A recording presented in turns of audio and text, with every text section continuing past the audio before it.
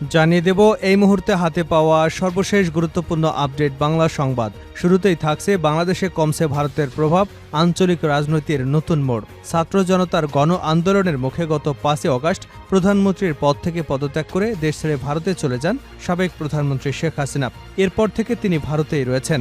আর শেখ হাসিনার সরকারের পতনের পর বাংলাদেশে ভারতের প্রভাব কমেছে বলে মনে করছেন বিশ্লেষকরা। এ বিষয়ে দ্য গার্ডিয়ানের একটি নিবন্ধ আমাদের হাতে এসেছে। প্রিয় দর্শক, গার্ডিয়ানের নিবন্ধটি আপনাদের সামনে উপস্থাপন করছি, ভিডিওটি দেখতে থাকুন।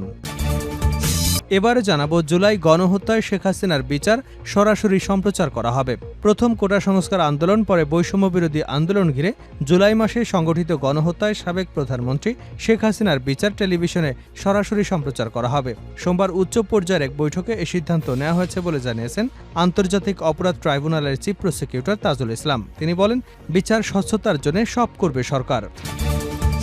জানাবো পোশাক খাতে অস্থিরতা সৃষ্টির উস্কানিদাতা হৃদয় গ্রেপ্তার। সোমবার নেত্রকোনা জেলা পুলিশ তাকে গ্রেপ্তার করেছে। বিষয়টি নিশ্চিত করেছেন পুলিশ সদর দপ্তরের এআইজি ইনামুল হক সাগর। তিনি বলেন, গার্মেন্টস সেক্টরে নাশকতার মাধ্যমে অস্থিতিশীলতা সৃষ্টির উস্কানিদাতা ছাত্রলীগ নেতা ইশতিয়াক আহমেদ হৃদয়কে গ্রেপ্তার করা হয়েছে। তার বিষয়ে পরবর্তী আইনানুগ ব্যবস্থা প্রক্রিয়াধীন। জানিয়ে দেব ঢাকার কড়া প্রতিবাদের ৪ দিনের মাথায় আবারও সীমান্ত হত্যা। ভারতের সীমান্তরক্ষী বাহিনী বিএসএফের গুলিতে এক কিশোরী নিহতের ঘটনায় বাংলাদেশের কড়া প্রতিক্রিয়া জানানোর ৪ দিনের মাথায় ফের ঘটল সীমান্ত হত্যার ঘটনা। এবার ঠাকুরগাঁওয়ের বালিয়াডাঙ্গি সীমান্তে বিএসএফের গুলিতে এক কিশোর নিহত হয়েছে। জানিয়ে দেব আওয়ামী লীগের দোসররা এখনও বিভিন্ন জায়গায় রয়েছে। অন্তর্বর্তীকালীন সরকারের উদ্দেশ্যে বিএনপি চেয়ারপারসনের উপদেষ্টা জয়নুল আবেদিন ফারুক বলেছেন, আওয়ামী লীগের দোসররা এখনও বিভিন্ন অধিদপ্তর মন্ত্রণালয় শপথে বহাল রয়েছে। তারা আবারও ষড়যন্ত্র করবার চেষ্টা করছে। দেশবাসীর জিজ্ঞাসা, তারা এখনও সেখানে কি করে থাকে? জনগণ চায় অবিলম্বে তাদের ব্যাপারে ব্যবস্থা নেওয়া হোক। এবং সর্বশেষ জানাবো, এবার ভারতের 2 কোম্পানিকে নিষেধাজ্ঞা দিল যুক্তরাষ্ট্র। জব্দ হবে সম্পদ। ভারতীয় 2টি শিপিং কোম্পানির উপর নিষেধাজ্ঞা আরোপ করেছে যুক্তরাষ্ট্র। রাশিয়ার গ্যাস উৎপাদনকারী প্রতিষ্ঠান নোভাটেকের আর্কটিক LNG-2 প্রকল্পে জড়িত থাকার অভিযোগে এই সিদ্ধান্ত নিয়েছে জো বাইডেন প্রশাসন। গত 5ই সেপ্টেম্বর এক বিবৃতিতে এই নিষেধাজ্ঞা আরোপের বিষয়টি জানায় মার্কিন পররাষ্ট্র দপ্তর। মূলত ইউক্রেন যুদ্ধের জেরে রাশিয়ার অর্থনীতিতে চাপ বৃদ্ধি এবং দেশটি থেকে LNG গ্যাস রপ্তানি ঠেকাতে ওয়াশিংটন এই পদক্ষেপ নিয়েছে বলে জানিয়েছে মার্কিন পররাষ্ট্র দপ্তরের মুখপাত্র ম্যাথিউ মিলার। এতক্ষণ শিরোনাম শুনছিলেন, এবার বিস্তারিত। প্রিয় দর্শক, আপনি যদি এই চ্যানেলে নতুন হয়ে থাকেন, ভিডিওটি দেখতে দেখতে চ্যানেলটি সাবস্ক্রাইব করে আমাদের সঙ্গে থাকুন। আর এই ভিডিও সম্পর্কে আপনি আপনার মূল্যবান মতামতটি কমেন্ট বক্সে জানিয়ে দিন। আর হ্যাঁ প্রিয় দর্শক, জানিয়ে দিন ভিডিওটি কোথা থেকে দেখছেন। বাংলাদেশে কমেছে ভারতের প্রভাব, আঞ্চলিক রাজনীতিতে নতুন মোড়। ছাত্র জনতার আন্দোলনের মুখে গত 5ই আগস্ট প্রধানমন্ত্রীর পদ থেকে পদত্যাগ করে দেশ ছেড়ে ভারতে চলে যান শেখ হাসিনা। এরপর থেকে তিনি ভারতেই অবস্থান করছেন। আর শেখ হাসিনার সরকার পতনের পর বাংলাদেশে ভারতের প্রভাব কমছে বলে মনে করছেন বিশেষজ্ঞরা। দ্য গার্ডিয়ান হান্না এলস পিটারসনের এক নিবন্ধে দাবি করা হয়েছে, শেখ হাসিনার সঙ্গে ভারতের ক্ষমতাসীন দল বিজেপি এবং বিরোধী দল কংগ্রেসের ঘনিষ্ঠ সম্পর্ক রয়েছে। এই সম্পর্কের কারণে বাংলাদেশ ভারতের সবচেয়ে ঘনিষ্ঠ এবং বিশ্বস্ত আঞ্চলিক মিত্র হতে পেরেছিল। অন্য প্রতিবেশী দেশের সঙ্গে ভারতের সম্পর্ক খারাপ থাকলেও শেখ হাসিনার কারণে বাংলাদেশ ছিল তার বিশ্বস্ত সঙ্গী। পাশাপাশি আঞ্চলিক রাজনীতিতে চীন ব্যাপকভাবে অন্য দেশগুলোতে প্রভাব বিস্তার করলেও বাংলাদেশে তা সম্ভব হয়নি। এ অবস্থায় গত 5ই আগস্ট শেখ হাসিনার সরকারের পতনে অনেক হিসেব নিকেশ উল্টে গেছে। শ্রীলঙ্কা গার্ডিয়ানে একটি নিবন্ধ লিখেছেন সেন্টার ফর অল্টারনেটিভস বাংলাদেশ নির্বাহী পরিচালক এবং ঢাকা বিশ্ববিদ্যালয়ের আন্তর্জাতিক সম্পর্ক বিভাগের অবসরপ্রাপ্ত অধ্যাপক ডক্টর ইমতিয়াজ আহমেদ। তিনি মালয়েশিয়ায় টেলর্স ইউনিভার্সিটির ভিজিটিং প্রফেসর। ওই নিবন্ধে অধ্যাপক ইমতিয়াজ আহমেদ লিখেন, বাংলাদেশে শেখ হাসিনার সরকারের পতনের পর অন্তর্বর্তীকালীন সরকার দায়িত্ব নিয়েছে। এ অবস্থায় ভারত বাংলাদেশের সঙ্গে তার সম্পর্ককে কিভাবে নেভিগেট করবে তা প্রকাশের জন্য আগামী 3 থেকে 6 মাস হবে গুরুত্বপূর্ণ। তবে বাংলাদেশে প্রভাব কমেছে ভারতের এবং ঢাকার সঙ্গে দেশটির সম্পর্ক কোন দিকে যাবে সেই বলও রয়েছে এখন দিল্লির কোর্টে। গত বৃহস্পতিবার ভারতের উত্তরপ্রদেশে লখনৌতে 3 বাহিনীর শীর্ষ কমান্ডারদের যৌথ সম্মেলনে দেশটির প্রতিরক্ষা মন্ত্রী রাজনাথ সিং বক্তব্য দেন। সেখানে তিনি বলেন, ভারত শান্তিপ্রিয় দেশ। শান্তি রক্ষার জন্য ভারতের সশস্ত্র বাহিনীকে যুদ্ধের জন্য প্রস্তুত থাকতে হবে। তিনি বক্তব্যে গণঅভ্যুত্থানের পরবর্তী বাংলাদেশের বর্তমান পরিস্থিতির বিষয়ে বলতে গিয়ে রাশিয়া ইউক্রেন যুদ্ধ এবং হামাস ইসরায়েলের প্রসঙ্গ টেনেছেন। প্রতিবেশী দেশগুলোর পাশাপাশি উত্তর পূর্ব সীমান্ত পরিস্থিতির উপরও নজর রাখতে বলেছেন। এ বিষয়ে ডক্টর ইমতিয়াজ আহমেদের নিবন্ধে বলা হয়েছে, ভারতের প্রতিরক্ষামন্ত্রী রাজনাথ সিং সম্প্রতি যা বলেছেন তার পেছনে 3টি গুরুত্বপূর্ণ কারণ সম্ভবত অবদান রেখেছে। প্রথমত, তিনি ঘরোয়া নির্বাচনী এলাকায় ভাষণ দিতে চেয়েছিলেন এবং ভারতীয় জনগণকে আশ্বস্ত করতে চেয়েছিলেন। তিনি তার বক্তব্যে উল্লেখ করেছেন, ভারতকে অপ্রত্যাশিত কিছু মোকাবেলা করতে হবে। তার এই অপ্রত্যাশিত শব্দটি থেকে স্পষ্ট হয়ে যায় যে তিনি মূলত বাংলাদেশের সাম্প্রতিক পট পরিবর্তনকে বোঝাতে চেয়েছেন, যেটাকে ভারতের জন্য বড় ধাক্কা হিসেবে দেখা হচ্ছে। মূলত ভারতের মিডিয়া এবং কিছু নীতি নির্ধারক গত 5ই অগস্টের পর তেমনই ইঙ্গিত দিচ্ছে। নিবন্ধে লেখক আরও লিখেছেন, তিনি নিশ্চিত ভারতের বেশিরভাগ অংশ অবশ্যই এ ঘটনায় পুরোপুরি হতবাক হয়েছে, কারণ গত 1 দশক বা তারও বেশি সময় ধরে ভারত বলে আসছিল বাংলাদেশের সঙ্গে ভারতের সম্পর্ক সবচেয়ে ভালো।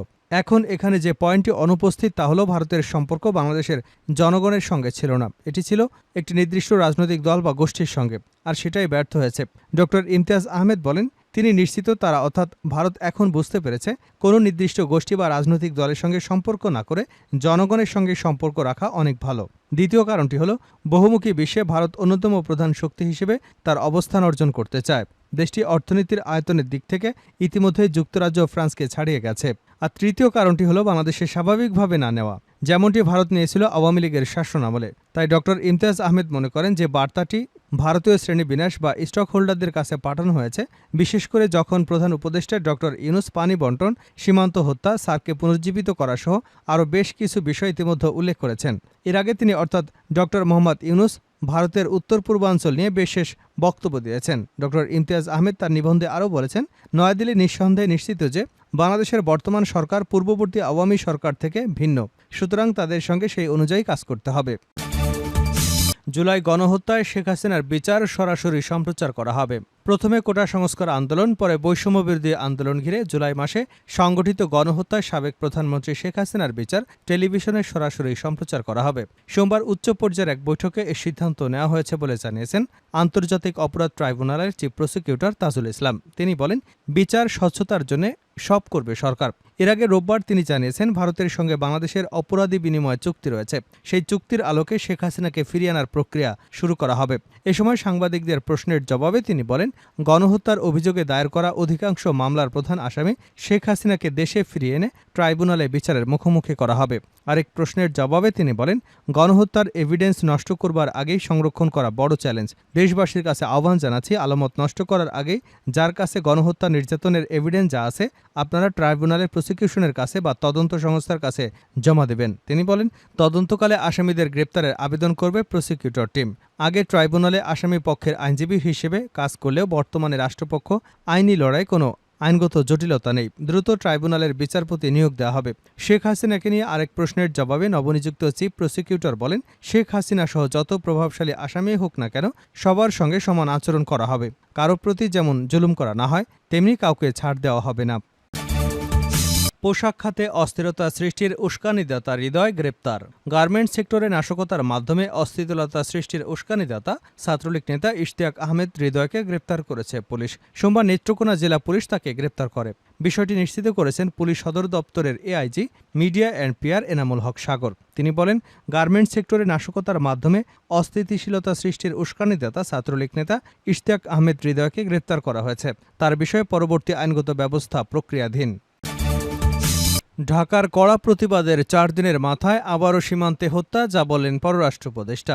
ভারতের সীমান্তরক্ষী বাহিনী বিএসএফের গুলিতে এক কিশোরী নিহতের ঘটনায় বাংলাদেশ কড়া প্রতিবাদ জানানো 4 দিন পর আবারও সীমান্তে হত্যার ঘটনা ঘটেছে। এবার ঠাকুরগাঁওয়ের বালিয়াডাঙ্গি সীমান্তে বিএসএফের গুলিতে এক কিশোর নিহত হয়েছে।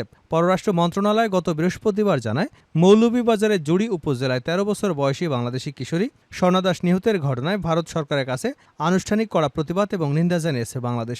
গত 1 সেপ্টেম্বর ভারতীয় বিএসএফের গুলিতে সে নিহত হয়। এ ঘটনার রেশ কাটতে না কাটতেই আজ সোমবার ফের সীমান্তে হত্যার ঘটনা ঘটল। এবার বিএসএফের গুলিতে নিহত হয়েছে জয়ন্ত কুমার সিংহ নামের এক কিশোর। গুলিবিদ্ধ হয়েছে আরও 2 জন। এ বিষয়ে পররাষ্ট্র উপদেষ্টা তৌহিদ হোসেন বলেছেন, সীমান্ত হত্যা ভারত বাংলাদেশ এ দুদেশের মধ্যে সম্পর্ক খারাপ করে। যখন ভারতের সঙ্গে সম্পর্কের সোনালী অধ্যায় বলা হতো তখনও সীমান্ত হত্যা হতো। সোমবার পররাষ্ট্র মন্ত্রণালয়ে সাংবাদিকদের তিনি এসব কথা বলেন। পররাষ্ট্র উপদেষ্টা বলেন, সামাজিক যোগাযোগ মাধ্যমে ফাঁস হওয়া রাষ্ট্রপতি মোহাম্মদ শাহাবুদ্দিনের দ্বৈত নাগরিকত্ব যাচাইয়ের দায়িত্ব পররাষ্ট্র মন্ত্রণালয়ের নয়। সংশ্লিষ্ট দপ্তরগুলো চাইলে সহযোগিতা করা হবে, তবে তার দ্বৈত নাগরিকত্বের গুঞ্জন বিষয়টি স্পর্শকাতর।